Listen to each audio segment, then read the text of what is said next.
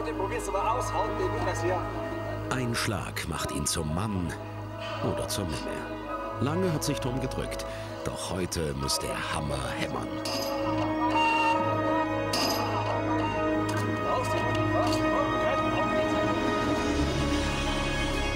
Um einer Blamage zu entgehen, rattert es in Toms Hirnkästchen. Wie funktioniert wohl ein Hau den Lukas? 40 Teile und ein Hammer. Das ist der Hau den Lukas von Peter Sachs. Wenn er seine Volksfestattraktion aufbaut, ist die Wasserwaage immer dabei. Denn unten schief heißt oben schief. Nur wenn der Schlagkasten gerade steht, kann der Frosch ungebremst nach oben gleiten. Frosch?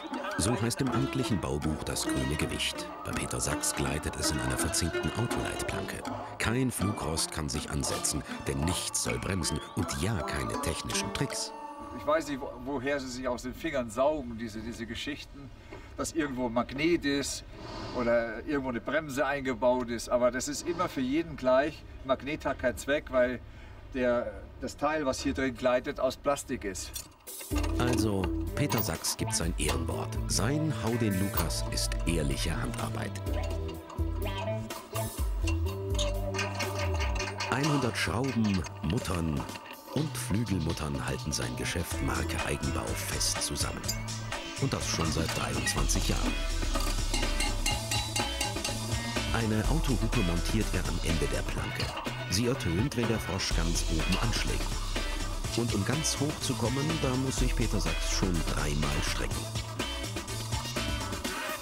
Die Holztafeln zeigen den Münchner im Himmel. Dort hoch schaffen es auf einen Schlag keine Schlappschwänze, sondern nur echte Champions.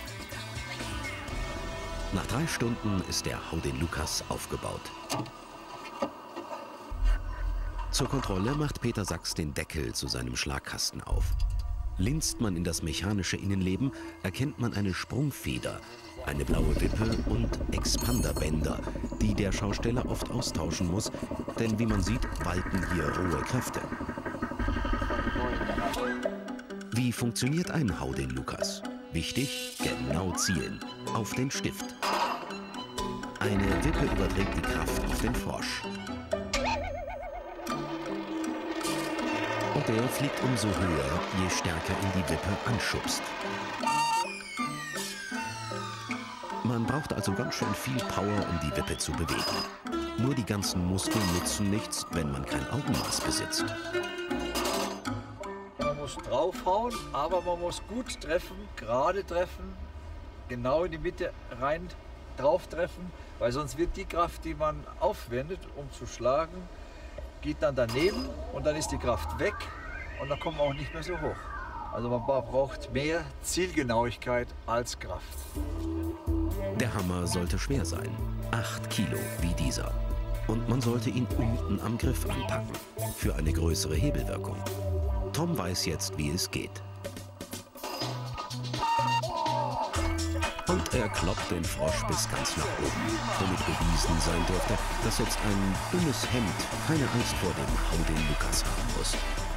Denn es kommt ja auf die Zielgenauigkeit an.